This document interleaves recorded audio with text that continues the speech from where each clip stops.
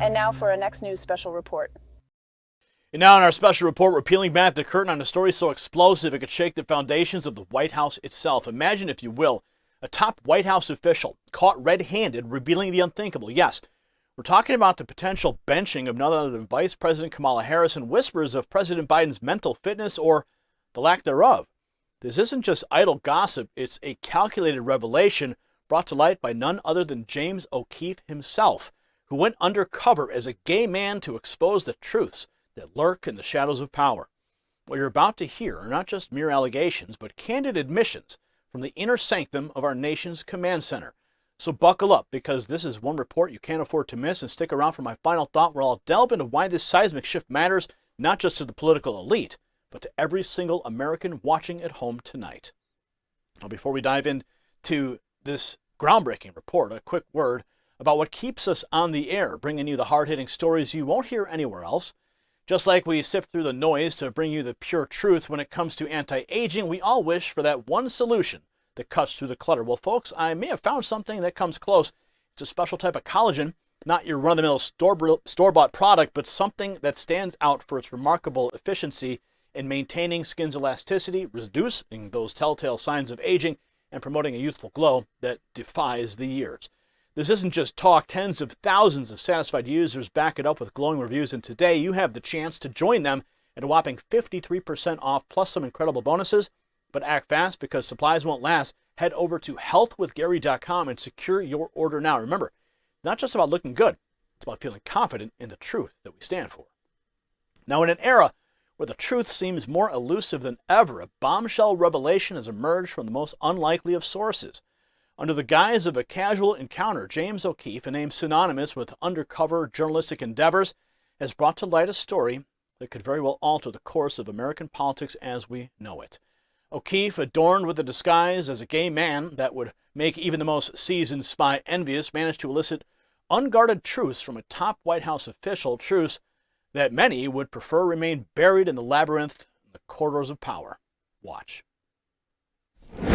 Charlie Krager is a cybersecurity policy analyst and foreign affairs desk officer in the executive office of the White House. He manages 2 federal agencies and for the last 4 years worked at the State Department. He works on the president's priorities, executive orders, is a high-up official, and cybersecurity subject matter expert. I met with him undercover on Sunday, January the 21st with my hair dyed, wearing fake eyeglasses. Not only did he not recognize me, he sang like a bird. His social media, which was scrubbed after my initial meeting with him, says he likes long walks on the beach and diplomatic negotiation. Long walks on the beach and diplomatic negotiations. Well, Charlie Krager, a cybersecurity policy analyst and foreign affairs desk officer within the executive echelons of the White House, he became the unwitting protagonist of the narrative. Krager, whose duties tether him closely to the nation's most sensitive data and diplomatic endeavors, divulged concerns that have been simmering beneath the surface, concerns regarding the very helm of our nation, President Joe Biden and Vice President Kamala Harris. Now, the crux of Krager's revelation centered around the internal deliberations about Vice President Kamala Harris' position and the palpable concerns regarding President Biden's mental acuity. The discussions, as per Krager, aren't just idle chatter, but serious contemplations about the future leadership of our republic. And the notion of sidelighting the first female vice president, a figure of historic significance due to her South Asian and African American heritage, poses a dilemma of monumental proportions. Yet the discourse within the walls of the White House seemed to be inching towards this unprecedented territory. And adding fuel to the fire, Krager touched upon a subject that's become all too familiar, yet remains shrouded in whispers: President Biden's cognitive health. Biden is definitely slowing down. That's what he said, echoing a sentiment that, while widespread in hushed tones across the nation, has rarely been articulated so candidly by someone within the inner sanctum of power. Watch. Charlie Krager, who works in the executive office of the White House, got to talking about President Joe Biden. I told him I love everything that Joe Biden does, but asked Charlie about Biden's mental fitness. I love everything that Biden is doing. I love his policies. just witnessing it, just looks, it's a bad look. I mean, he can't, struggles to talk. Yes. And Yes, he's no Barack Obama. Is he going to be the nominee? Yes. And she will be the vice president nominee. Yeah, I don't... There was a debate about removing her from the ticket, but sadly they didn't. I agree with everything Biden is doing. It's just his cognitive ability. Like, I have a grandfather who's 91. Okay. And Joe Biden is worse than my grandfather who has dementia. Yeah. You know, he's sort of walking like this, and he's sort of like, you know, and I think that voters are going to look at that, and it's going to hurt us. I think that independents are going to look at that, and they're going to be like, I can't deal with that. But with him, I mean, I know. He's got dementia. Yeah, well, I don't think he has that clinically yet. No, yeah. But he's definitely slowing down. My question is, are the people, like your colleagues or the White House or whatever, do they get it? Do they know that? You know? I think that they probably do, but no one in modern history has ever said, like, we're not going to renominate the president for a second term. That just hasn't happened. So they know that he has those issues. I think so. But they're not willing to say it. Shows it. And, they're not willing to say it correct. publicly. And same thing but with why Kamala not? Harris. Is she's not popular, but you can't remove the first black lady to be vice president from the goddamn presidential ticket. Like, what kind of message are you going to send to, like, all the African American voters? So that's the reason why they won't remove her. That's what I think. How would you spin that? People would be like, what the f***? Like she's a woman and she's multiracial and she's like. But she's not popular. But the saga doesn't end here. In another turn of events, Krieger shed light on the vice presidential office turmoil, highlighting a significant exodus of black staff members. This attrition isn't just a matter of staffing logistics, but speaks volumes about the internal dynamics and the challenges facing Harris's leadership. Watch. I work at the White House. So you're pretty high up in the government. Yeah, I'm fairly high up. I'm good at keeping secrets, and so I manage 2 federal agencies, the State Department and USAID. So when you say it's like security, like you're protecting the networks of the federal agencies that you give all your information to. The mission is to protect information. And we are like the president's voice when we go into meetings in terms of discussing and promoting the president's priorities. Is he going to be the nominee? Yes. And she will be the vice president nominee. Yeah, I don't...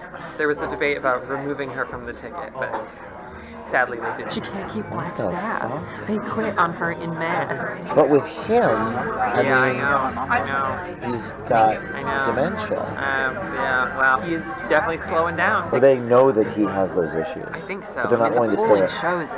And they're not willing to say it publicly. And same thing but with why Kamala not? Harris. Is she's not popular, but you can't remove the first black lady to be vice president from the goddamn presidential ticket. Like, what kind of message are you going to send to, like, all the African American voters? How would you spin that? People would be like, what the f***? Like she's a woman and she's multiracial. I think that they're really concerned about this. But they won't say it. Well, I guess if they say it publicly, correct. That Biden they can't say it publicly. No, they got to toe the line. Do they say it privately? But they won't say it publicly. Correct. That Biden they can't say it publicly. No, they got to toe the line. Do they say it privately? I mean, I'm just telling you what I've heard. Like, You're just telling me the truth. Does it make sense? No, but that's what I've heard. The narrative takes an even more intriguing turn when Krieger recounts an encounter with Michelle Obama. Amidst the turbulence and the political machinations, the former First Lady's stance remains unequivocal. Despite the clamor for her to step into the fray, Michelle Obama's resolve to steer clear of the political arena remains unshaken, a testament to the toll such positions exact on individuals and their families. Watch. I've had a meeting with Michelle Obama at one point when I was an intern, and someone asked her, will you ever run for office? And she said no, emphatically no. Really? I've seen all the shit my husband has had to go through, and that does not interest me. As we unpack this story, it's crucial to understand the gravity of these revelations. They're not merely gossip or speculation, but a candid glimpse of the inner workings and the prevailing sentiments within the highest echelons of our government. The implications of such revelations are profound, not just for the individuals involved, but for the very fabric of our republic. If you got value for this report, tap subscribe. My final thought is next. In a world rife with political maneuvering and obscured truths, the courage to pull back the curtain and reveal the stark realities of our leadership is not just commendable, it's imperative. James O'Keefe, in his audacious undercover endeavor, has not just provided us with a story, he has handed us a lens through which to view the internal strife tearing through the Biden White House. By stepping into the fray as a gay man, O'Keefe has underscored the lengths to which journalism must sometimes go to unearth the truth.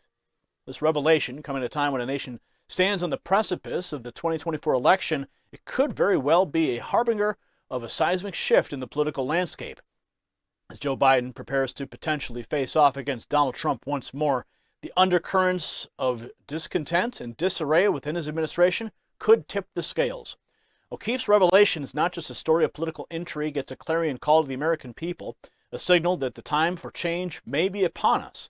Now, this story, with its implications of leadership and turmoil, may very well be the catalyst that propels Donald Trump to victory as he stands poised to reclaim the mantle of leadership. In the grand chessboard of American politics, O'Keefe's move has been bold, and its repercussions could resonate far beyond the halls of the White House, shaping the future of our great republic. Congratulations, you made it to the end of the video. Now keep up your quest for truth with this next news report. And if you found our channel enlightening, join the millions who agree with you. Tap subscribe.